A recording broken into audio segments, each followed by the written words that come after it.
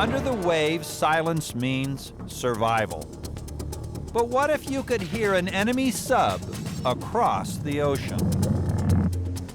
Come with me, Robert Ballard, on a journey to the depths of the ocean and into the heart of the Cold War. Secrets under the sea you have never seen or heard.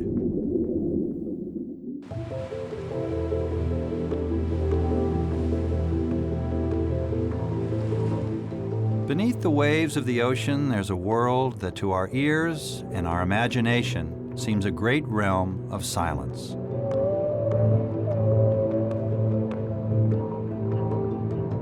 But nothing could be further from the truth. The ocean can be as noisy as a city street.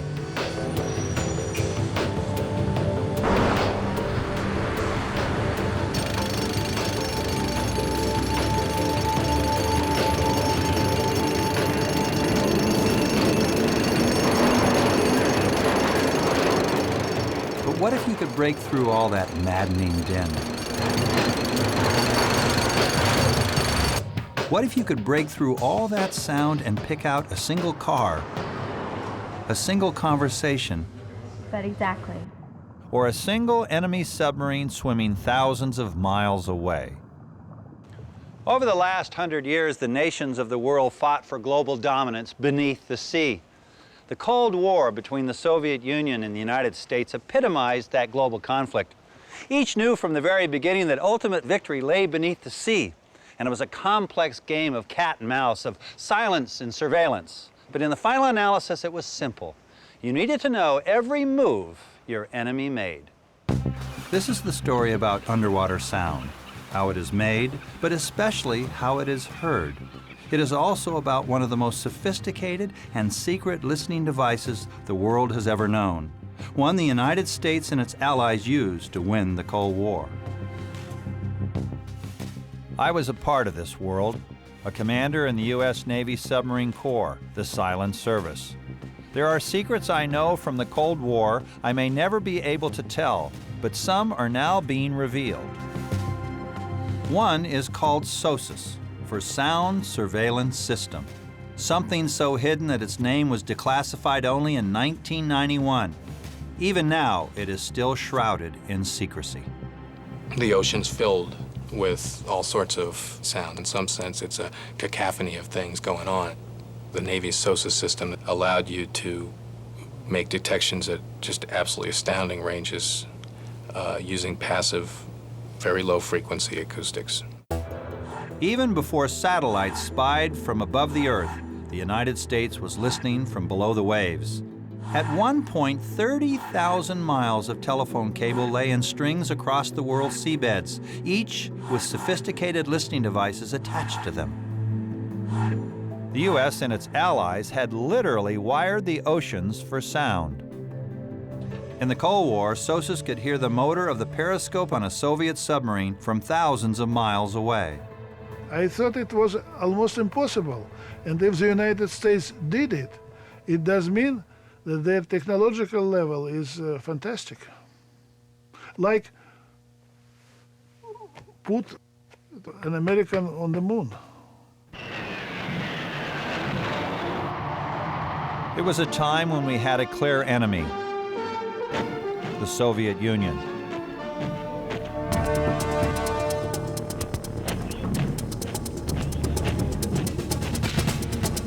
It was a time when the Cold War raged.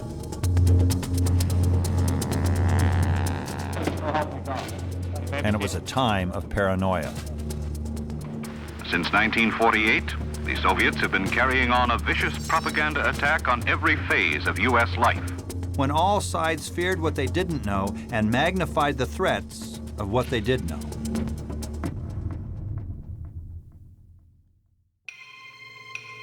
Behind the smiles hidden from public view, superpower military engagements took place almost exclusively underwater. Submarines were Cold War weapons of choice. Most of the time we had the upper hand. Our subs were silent. Theirs could be heard. Some of the earlier Soviet submarines, their propeller blades would vibrate. Imagine a very large bicycle wheel with a very large ace of spades playing card stuck in the spokes. That's what it would sound like. They call it a flutter. And it was unmistakable when you heard it.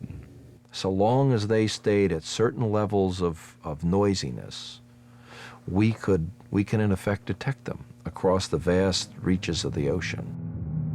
What we didn't know was that we were also being betrayed.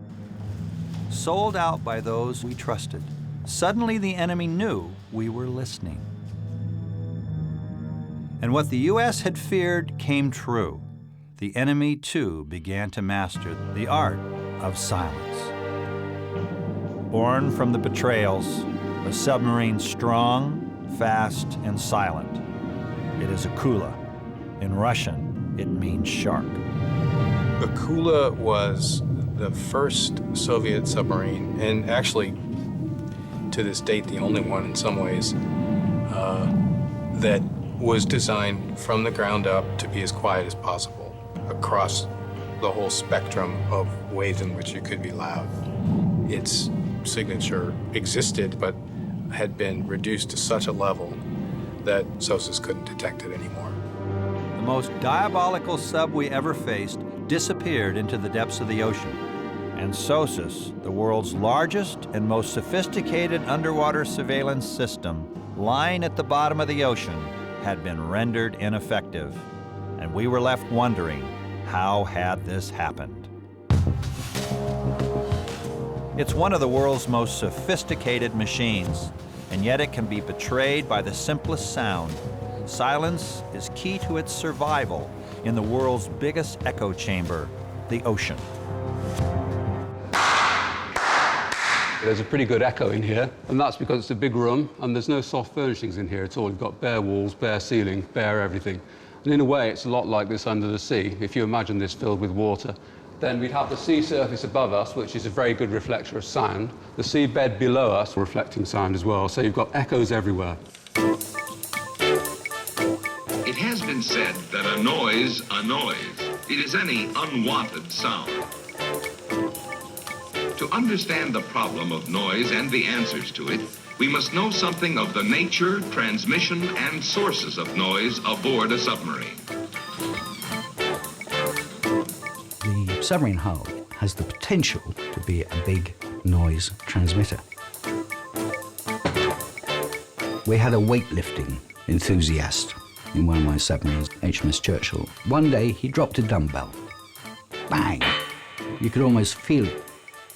From there, the vibration, the noise, is conducted to the hull and radiated from the hull into the water. I can just see this noise wanging its way all over the oceans, and some potential adversary sitting there saying, "Hello, hello. We've got company."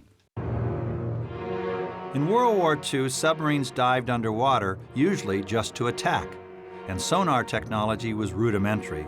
Silence really just was not the point.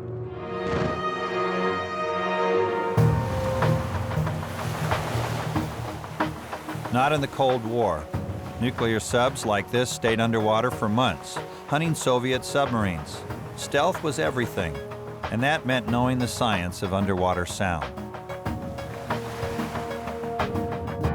550 years ago, inventor Leonardo da Vinci, sailing in the Mediterranean, would stick a long hollow tube into the water and listen to passing ships miles away. And in 1822, Swiss physicist Daniel Colladon conducted an experiment that for the first time measured the speed of sound underwater. So he built this apparatus, which basically hammered an underwater bell. But the hammer also fired a charge of gunpowder in air.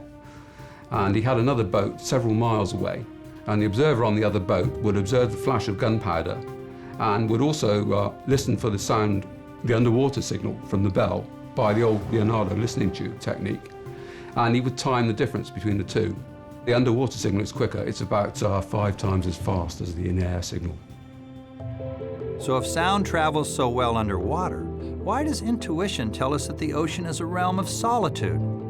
The answer is that human hearing is limited, and the ocean is full of low-frequency sound that we cannot detect. When a recording of a whale song is played, we change its frequency so we can hear it. Whales communicate at extremely low frequencies, too low for our ears. It's the key to their survival, and they do it at vast distances. The high-frequency sound we can hear underwater gets weakened and absorbed by the ocean. Low-frequency sound is stronger, whether coming from a whale or an enemy sub's propellers, and low-frequency sound travels best anywhere. In the air,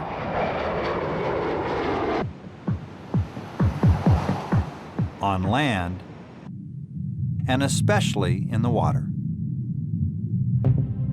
Meet Maurice Ewing. Long before the Cold War ever started, he discovered something that would change its course dramatically. Ewing was a geophysicist studying the Earth below the seabed.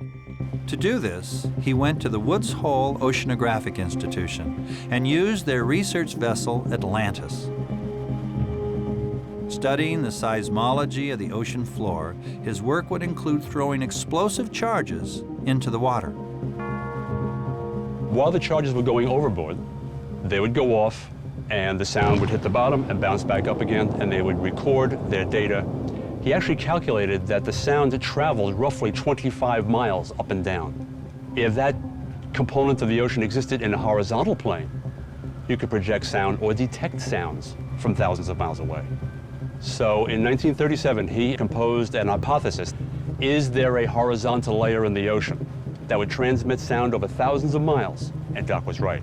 4,000 feet down in the Atlantic Ocean, he discovered what he called the deep sound channel. Water pressure and temperature create the channel. And once a sound is caught inside, it will travel uninterrupted for thousands of miles.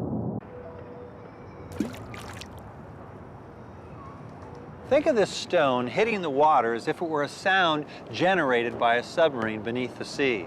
You see, it propagates outward in a radial pattern, and it's not the water moving that you see, it's the energy moving through the water that you see in the form of a wave. As the stone hits the water, it's radiating outward in all directions. Here, it's only in 2 dimensions, but beneath the sea, it's radiating out like a sphere of disturbance, a sphere of noise, a sphere of energy that's going up in all directions, and that's how that sound enters the sound channel. At this underwater research station in Bermuda, scientists later conducted a unique underwater experiment. On the other side of the planet, in Australia, colleagues dropped charges into the ocean. The hypothesis? To see if we could record signals over a 12,000-mile ocean path.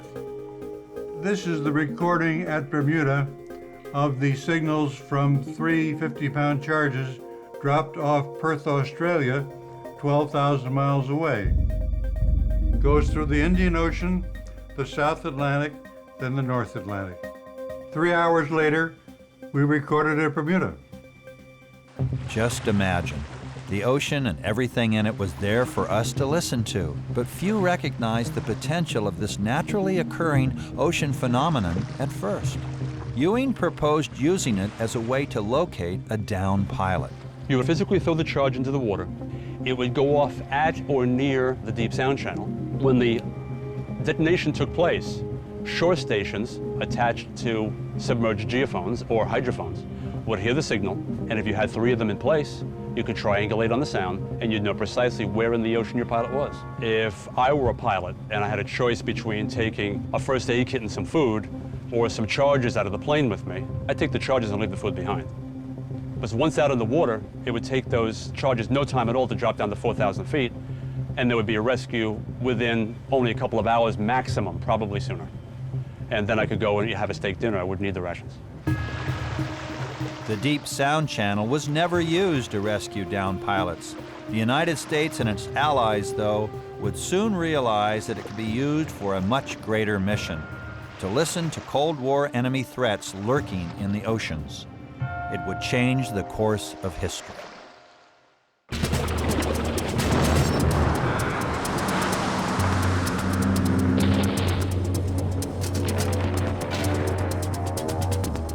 submarines of World War II, their job, attack ships, anytime, anywhere. They were simple machines, boats that could go underwater. Until this, the Type 21, Nazi Germany's ultimate undersea weapon. A diesel submarine that dove deeper and stayed underwater longer than any boat before it. It came out near the end of World War II, too late to do much damage to the Allies. But as the U.S. traded one enemy for another, it feared the Soviets would learn from Germany. Well, the Soviet Union, as with the West, goes into Germany and expropriating all this German technology and bringing it back home. And the fear was that the Soviet Union would pound out Type 21 type submarines in the hundreds. That made submarine warfare a primary purpose of the United States Navy in the post-1945 era. It also made a potential Soviet submarine threat a high priority. After World War II, the United States experienced peace and prosperity. What sun worshippers never knew was that the enemy subs would soon lurk just off their beaches. What they also didn't know was that in the same waters, the U.S. Navy was building something to protect them. It was just off the island of Bermuda that Maurice Ewing discovered that sound could travel thousands of miles underwater. Now this acoustic pathway, it's actually a layer at a depth of about 1,000 meters or 3,000 feet here in the Atlantic Ocean. Ewing called it the sound channel. Now when his sponsors, the Navy, heard about this discovery, they had an idea. What if you took advantage of this physics of the ocean by taking listening devices and going all the way around the perimeter of an ocean basin and placing them at 3,000 feet? With that listening system, you could then track any object in the ocean basin making sound, like a nuclear submarine. This made it possible for them to basically set up a burglar alarm system in an ocean basin. Or by another name, Sound Surveillance System, SOSUS. The sound surveillance system uses passive listening devices, hydrophones suspended in the ocean in the deep sound channel. In the Atlantic, about 3,000 feet. A sound in the ocean is made. It enters the deep sound channel. The hydrophones pick it up, turning it into electrical signals. Those signals go to a shore station to be analyzed. The eventual goal was to have a set of arrays running down the American East Coast and running down the American West Coast as an early warning system for possible Soviet submarine threats approaching the American coast. What few people knew at the time is that the British had already used the concept of underwater listening to detect submarines. It had been in World War I. Hydrophones were placed in the shallows surrounding England. Hearing the passing U-boat, the guy on shore listening in would signal battleships to open fire. 4 German U-boats were sunk as a direct result of the hydrophone actions. While British hydrophones conquered the shallows, SOSUS would conquer the deep. Hearing a single noise thousands of miles away, SOSUS was like a giant wiretap, listening in on an unsuspecting enemy.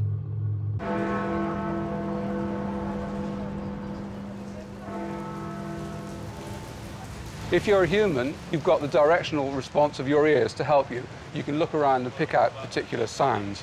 If you're an engineer, you've got to resort to something more like this. This is a directional microphone.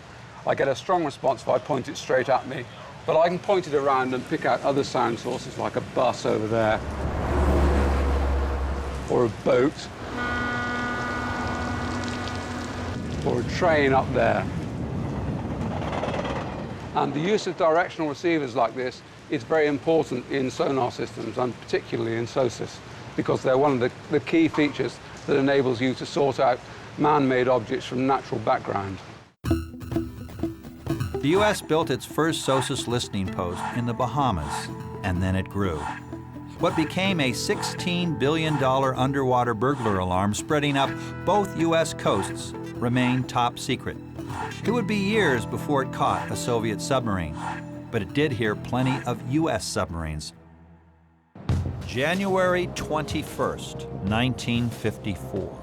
The U.S. launches Nautilus, the world's first nuclear sub. It is powerful. It is able to stay underwater for weeks at a time. It is revolutionary. But it is also extremely noisy. The acoustic signature of Nautilus was like the acoustic signature of all new submarines of this kind. Very, very heavy on what we call propeller blade rate. Very, very heavy on machinery sounds and machinery noise because the machinery wasn't properly balanced. We were surprised that there was a tremendous low-frequency vibration coming from the Nautilus. Nautilus was loud. Nautilus was, in a way, famous among the SOSUS operators because she was so easy to detect, which, of course, the Navy found profoundly disturbing. She gave a good example of what the threat might be at its maximum at that point in time. If the Soviets had a relatively streamlined submarine that could do deep water work, and potentially, if they could bring nuclear power to it, which was the ultimate threat at that time, of course, could SOSUS detect it? And the answer was yes, they could. Nautilus and its loud noise changed the U.S. Navy. If we could hear it, we had to assume the Soviets could hear it. You have this all-encompassing drive to basically eliminate all noise getting from inside the submarine through the hull out into the water. Take every single piece of rotating machinery in the submarine, design it to incredibly fine tolerances so there are no vibrations, insulated from the hulls. It was up to this secret facility outside of Washington, D.C. to make those changes. While in the Navy, I'd always heard about the David Taylor Model Basin, but never saw it firsthand. Even today, what goes on here is a closely held secret. Cameras are rarely allowed inside. For the past 60 years, some of the world's greatest scientists have worked here. Today, they use sophisticated models and lasers to make submarines go faster, go deeper, and to go quieter. Silence is critical. A submariner wants to be quiet.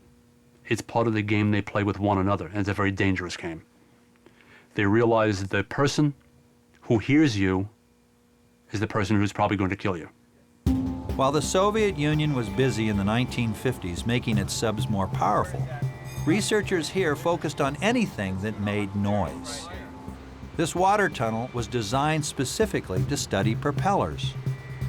SOSUS told researchers that one of the loudest parts of the submarine was its propeller.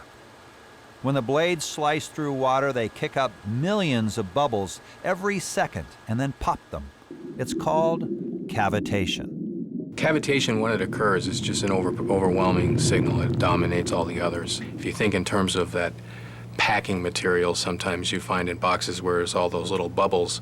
Bubbles form on the tips of the propeller blades and then pop in the water. You get this kind of hissing sound, which becomes a fantastic signature to pick up at long range. 7 years after Nautilus, another launch takes place. The result of the U.S. Navy's drive for submarine silence, the USS Thresher. But there's a small problem. Its propeller still makes noise. Thresher was designed to be totally quiet. Thresher goes to sea.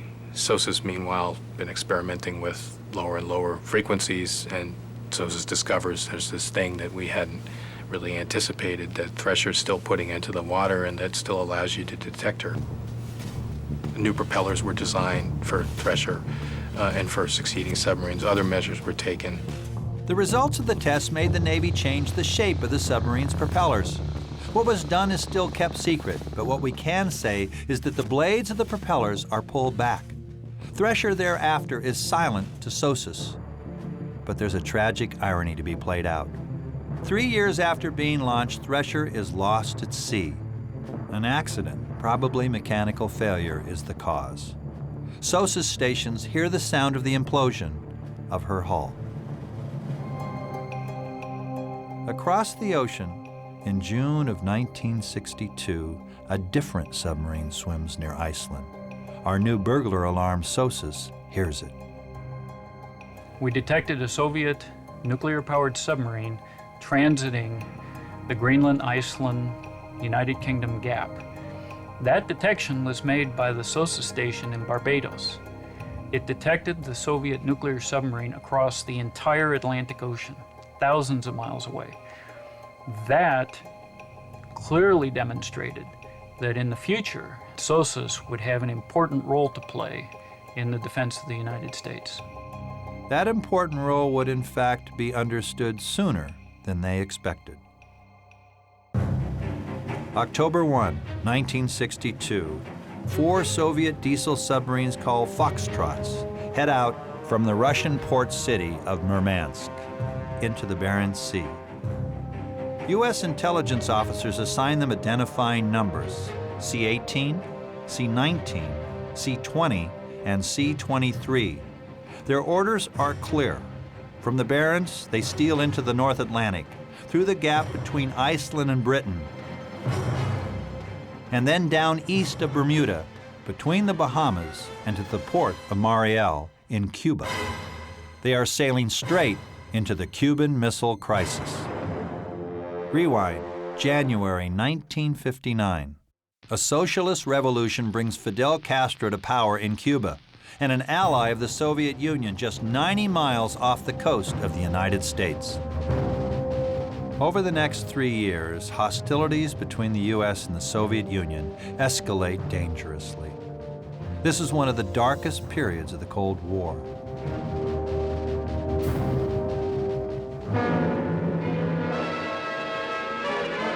The vacant seat of Cuba, grimly significant as Secretary of State Dean Rusk says the new Soviet intervention means a further enslavement of the Cuban people by Soviet power.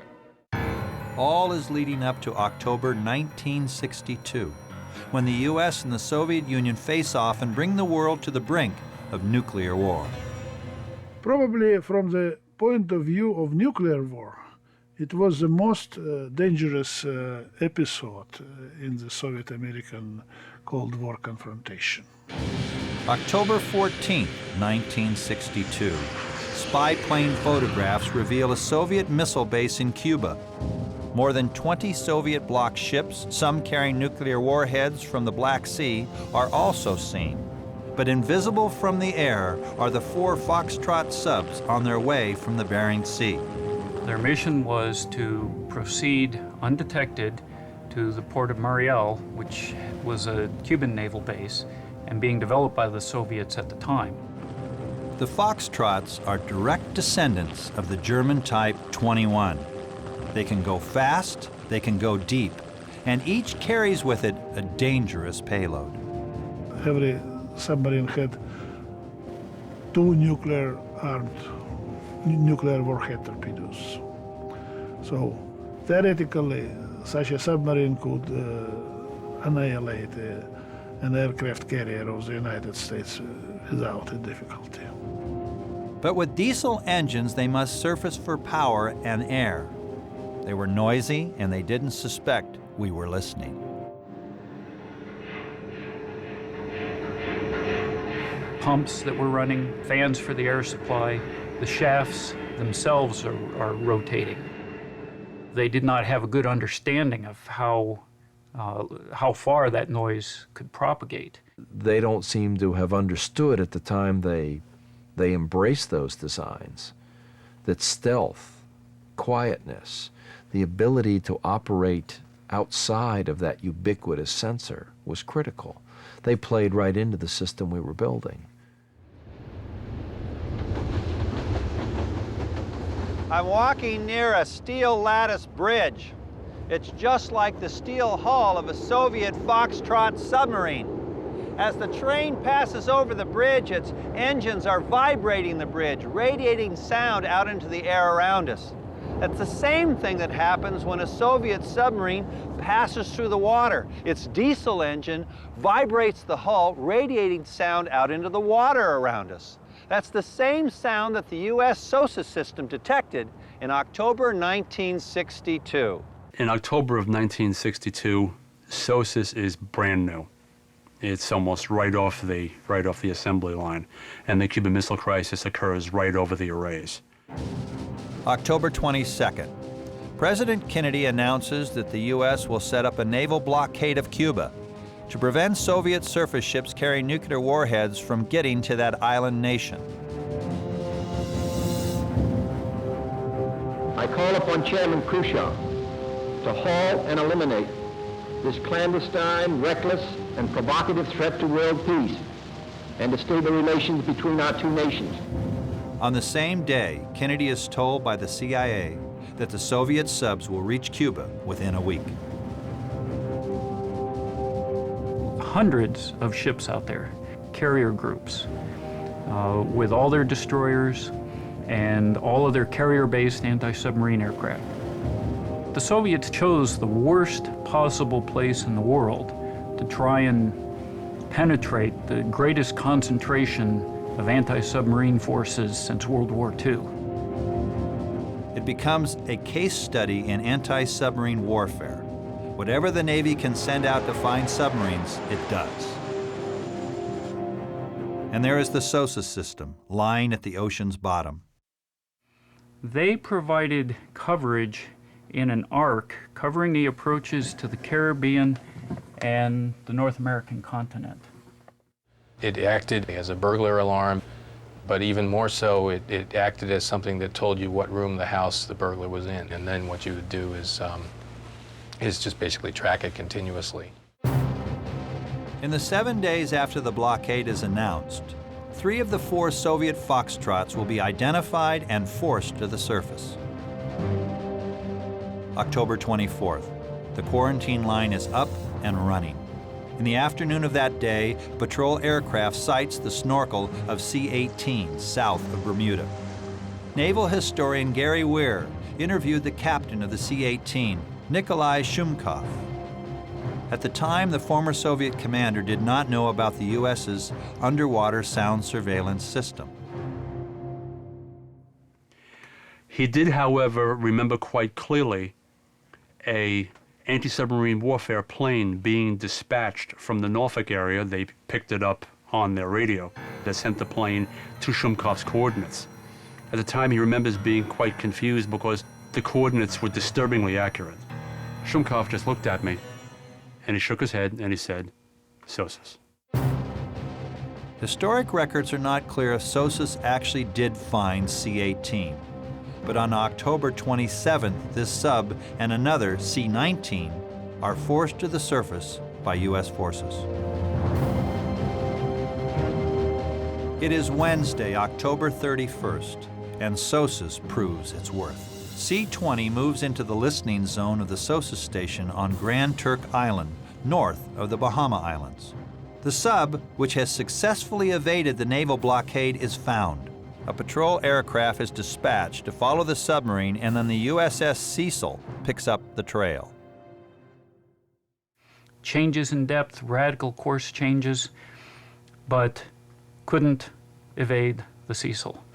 And got to the point where his batteries are low, his air supply is low, and had to surface in front of the Cecil. Surfacing in the presence of your enemy's forces is humiliating for a submarine captain. But when they surfaced, that was a profound defeat for their overall strategy for Cuba, making it clear that they could not contest the blockade. Because of its performance during the Cuban Missile Crisis, SOSUS and the concept of listening to sound underwater becomes a strategic imperative for the United States during the Cold War. The decision was made after the Cuban Missile Crisis in 1964 to radically extend the reach of SOSUS forward into areas like the entrance to the North Atlantic from the Norwegian Sea, the entrance to the Norwegian Sea from the Barents Sea, arrays deployed way out in the Western Pacific, oriented towards Soviet submarine bases in the Far East. By, say, 1970, SOSUS was really deployed worldwide in almost all the ocean basins where there was a deep sound channel. At its peak in the 1970s, thousands of U.S. Navy technicians at 22 different secret facilities around the world processed ocean sound. SOSUS was a secret Cold War weapon of defense. And the Soviets never had the ability to build anything like it. Finding a single voice in a cityscape.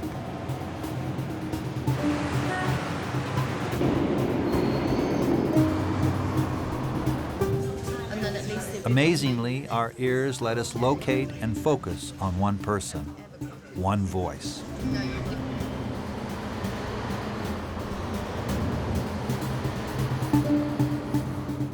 Now imagine finding a single sound in the ocean, not just hearing it, but knowing where it is thousands of miles away.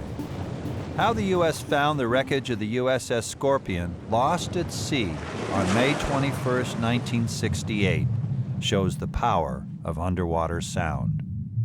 In 1985, I led a secret mission for the Navy to study the wreckage of Scorpion, sitting in about 11,000 feet of water somewhere near the Azores Islands in the Atlantic. Why this nuclear sub sank with her crew of 99 is still a mystery. The most likely explanation is that one of its torpedoes was accidentally launched and destroyed the sub. To hear of any submarine disaster anywhere around the world actually affects every submariner in whatever navy. Those sailors in USS Scorpion, they'll always be remembered, but they've gone. And we take comfort, I think, not that we dwell on it, but we always look for the quick death. Evidence shows it was a quick death. Acoustic researchers heard its tragic demise from thousands of miles away.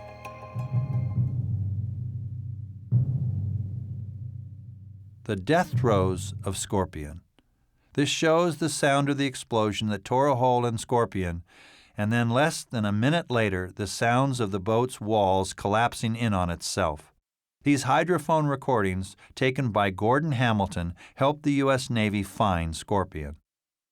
We've been running these recorders for almost 20 years. We had some unique signals that looked like they might be the implosion of a submarine.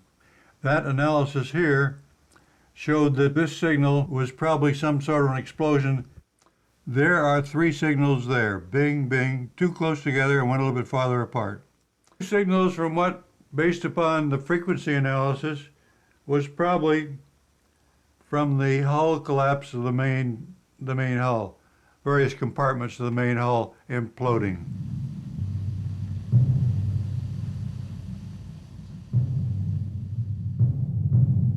Using the principle of triangulation, Gordon Hamilton helped the Navy find Scorpion with 3 undersea sound recorders an ocean apart. One on the Canary Islands, one off Newfoundland, and one on Bermuda. Here's a diagram that shows how triangulation works. What we do is, first of all, measure the bearing from this first station, then we measure the bearing from the second station. And where they overlap indicates the position of the submarine. If we're lucky, we may be able to receive at a third station as well, say over here. And of course, in an ideal world, the third position line should pass exactly through the fix determined from the first two, which is that point there. But in practice, we will get a triangle like that. Simple-mindedly, you would say that the submarine is somewhere in the middle of that triangle.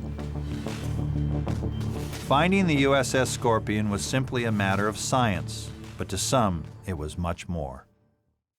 It was a miracle. It was a miracle, almost impossible. The United States having fantastic high level of technology. All engines running. Technologically, it was an incredible era for the United States.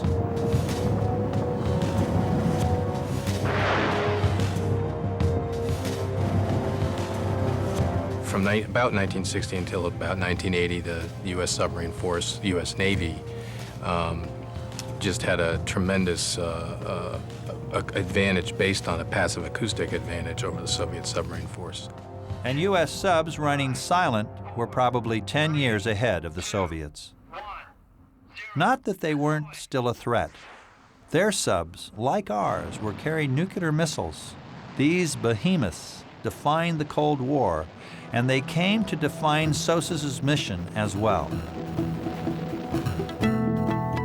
Listening posts all over the world were tracking Soviet subs all over the oceans, sending information to Western aircraft, ships, and submarines on the hunt for Soviet subs like this.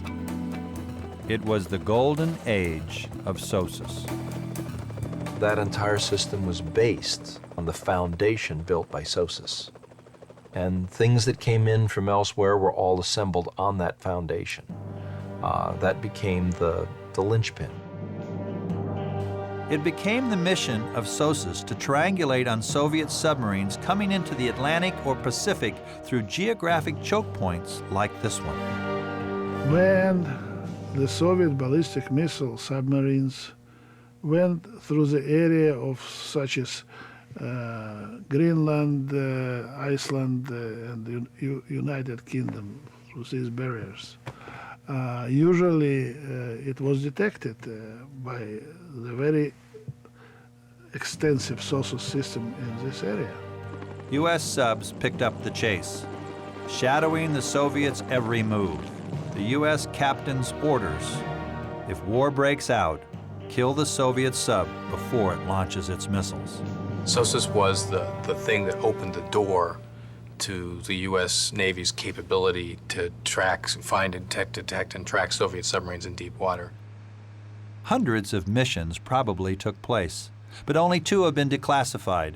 One was the March 1978 mission of the USS Batfish. It all started with a message from SOSUS. The Soviet submarine entered the deep Norwegian Sea, and characteristic sounds from the Soviet submarine were picked up by the SOSUS arrays and transmitted to the station ashore in Iceland. We picked the Soviet submarines up on March 17th, all the way down to her patrol area off the east coast of the United States, where she was alert for 3 full weeks, ready to launch a nuclear strike against the United States, and then back up through a different path further to the east until she was just approaching the Barents Sea to return home, 50 days. One particular American admiral named Admiral Baggett used to describe a Soviet submarine in that position was a tethered goat. This was a submarine had to stay in this rough area because of its mission, the range of its missiles, where its targets were. But we knew where the area was, and we could find a submarine within it. And so, a tethered goat in an area where there are foxes. The submarine that we were tracking did not know we were there, and didn't for the entire patrol. Or did it? As presidents came and went, 2 things were clear. The Soviet enemy remained, and it had been busy. Under the waves, it seemed to know it was being spied on. You started to see them behaving as though they knew somebody was looking, or had become aware that somebody else was in the room and stalking them. And some of us came to the conclusion that one good possibility was a breach in our own security. They knew more about us than we would be comfortable knowing that they knew. But the idea of somebody breaking our codes, the idea of somebody selling out our country, these things don't go down easily. But they were right. The judge said he didn't think your dad was genuinely remorseful. And he was probably right. And it spelled the beginning of the end of SOSUS. SOSUS played a critical role when the nuclear stakes were high. By laying out a line of defense in all directions like a tripwire, the United States and its allies gained a critical edge in the Cold War. But every story has another side. Despite the fact that they had this listening system, despite the fact that they had the quietest submarines in the world, their system had a critical flaw. Its name was John Walker. Walker told the Soviets the U.S. could hear their submarines. He was compromising SOSUS probably by the time it was up and running. Walker began his espionage in either 66 or 67. What he had access to was all the classified material. It's inconceivable to me they didn't process many of the messages flowing out of the ocean surveillance system saying where all these Russian submarines were on any given day or any given hour. and then compare it back to reality. That's the Rosetta Stone of understanding your enemy and then doing something about it. The Soviets did do something about it. They developed long-range missiles and kept their submarines out of the Atlantic and the Pacific. The Soviet submarine force basically completely reoriented their posture in the 70s based on SOSUS and what we could do with it. But they also had another strategy. In tipping off the Soviets to SOSUS, Walker also tipped them off to their own noisy subs. Silencing submarines was a means against the United States SOSUS system. By 1978, the Soviets were launching submarines that SOSUS was having trouble hearing. The only noise on this Soviet Victor III that SOSUS could detect was the sound from the propeller, the same sound signature that the United States had to overcome 18 years before in creating its first quiet sub, Thresher. You know, we eliminate the signature in 1960 that we are just holding on to by a thread in 1980 against their most modern submarines. That thread is snapped clean by this. It is quiet, it is threatening, and it is undetectable. Akula, the shark. And when industrial giant Toshiba sells sophisticated propeller-making machinery to the Soviets in 1984, their submarine propellers become quiet to SOSUS. In Washington, congressmen vent their frustration on a Toshiba radio. But it was John Walker's spine that probably set the stage for Akula. The Akula is frequently called the Walker class by U.S. Navy submariners because, having studied all of this, they appreciate that Walker's espionage alerted the Russians in the 70s to a problem, and by the time we get to the 90s, the solution to the problem has arrived. They've built a much better submarine. Akula, with the help of Walker, trumped SOSUS. So in effect, they won that battle. They won that skirmish. They lost the war, but they won that particular skirmish. Historic tides may have just saved the U.S. and its allies. But some believe the Soviets spent themselves into bankruptcy trying to compete with the U.S. The cost of building a quiet submarine probably added to the Soviet Union's final fall. The world has changed, and so have the threats. After the Cold War, SOSUS has been slowly taken offline. The remnants. There were once 22 facilities worldwide. Now there are 3. But what is left is being used by this man, Chris Clark of Cornell University. He has been able to use Cold War technology for scientific research. He uses SOSUS not to track submarines, but whales.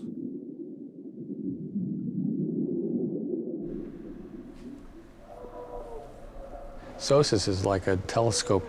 You're able to look into the deep ocean up as though it's into the night sky, and you see just these constellations of stars, and they all represent the voices of the whales.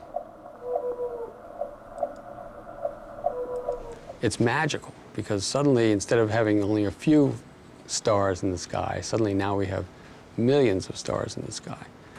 And it's just the beginning. It's this really the beginning that anyone has had to think of the ocean as the entire region in which we're imagining how many animals are there and what they're doing. We will look back upon this as an amazing period of time over 50 or 60 years where we instrumented an entire ocean basin to listen to it. That's an amazing enterprise, an amazing achievement. And now that's not going to exist anymore.